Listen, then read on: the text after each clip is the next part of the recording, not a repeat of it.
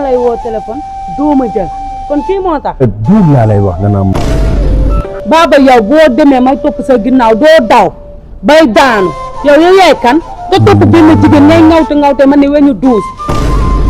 xam nga ni man doxuma ci affaire du caaxaan man fulla rek laay dox ne man damaa sëkk ak moom dara. waaw génn Baba.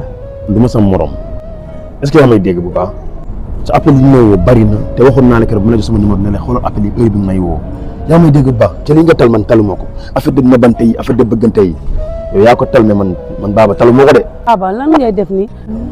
waa Baba Galle moo taxaw ak ñaak jigéen loolu lu may lijjanti la. yow xam nga loolu topp naa la ba sonn. man yow rek laa bëgg Baba man xam nga mënuma laa bàyyi man dama laa bëgg. Baba yaay jàppante loxo ci mbedd bi nii. mon amour. bu ma ne mon amour. Baba kii sa lan la yaay taxaw ci mbedd bi di jàppante. du sa loxo nga fay ne sama loxo Baba du nekkul kii nga gis moo tax nga daan ma dindi sa loxo sànq da nga fàtte bu may téye sa loxo da nga wax dara. yow sànq fii laa jàpp sa loxo yi di la raay yii nii waxoo dara nga gis kii di wax. mon amour ci loolu nekk na bu ma ne mon amour tontul kii ci lu mu lay wax. bàyyi la ngay def nag kii sekkuma ak moom xaala wala kasiran. sekkoo leen dara nga taxaw ci mbedd bi jàppante ak moom yow xalaatoo ni kenn sax mën na romb fii fekk la nga jàppante ak moom. waaw léegi man laaj la yow xam nga ma lu ñàkk fayda. saa yi de yaa ma koy woon ndax li nga def nii moo raw ñàkk fayda. nga tam bàyyi ci li ngay def nii nag mon amour yow defal nii. yow Baba kii xale bu jigéen bi moo tax bu may ñëw di wax ak yow wala bu ma lay woo téléphone doo ma jël kon kii moo tax.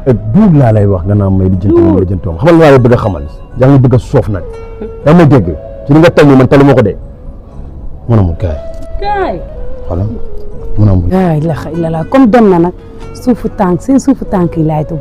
yow xamoo ma caaxaan yow xam nga ni man doxuma ci affaire du caaxaan man fulla rek laay dox ne man damaa sëkk ak moom dara yow nga ku la bàyyi tamit nga naan samay affaire ak samay nangam est-ce que yow bëgg nga yow tamit. du loolu de man bëgguma ku la jege. yoo xam nga ni man yow rek laa bëgg kii su ma ko nii bëgg naa ko dama koy fen bëgguma ko man yow laa nopp tamit dinaa la jàpp tey suba ma bàyyi la loolu daa mën a nekk. xam naa laa bëgg tey si guddi nag damaa bëgg ñu ànd génn ma ak yow doxantu ji yaa may dégg loolu moo tax ma woo la suñu kër yi pour nga ñëw fi pour ma wax la ko yaa may dégg préparé ko nag léegi dama la sa gàlle dégg nga. mais doo demaat ci moom.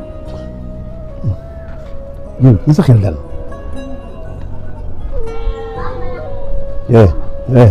xam naa bëgg nga xam ko nga njëkk tey mujj tey nga ñëw taxawaale suñu buntu kër yaa may dégg bu baax. Baba yow lan la Baba yow boo demee may topp sa ginnaaw doo daw bay daanu yow yaay kan nga topp benn jigéen ngay ŋawte man ne weñu duus yow lan mooy sa problème wala bu ma fontoo. li may wax nga naan da ngay yóbbu di wax ci kaw. waaw Baba yow tamit nag damay fooy rek yow lan mooy sa problème. baax na man li ma lay xam la wax naa la ko pare. te nga teggi sa loxo yi suñu liñ fii bu fi teggee sa tànk dama sa yoon.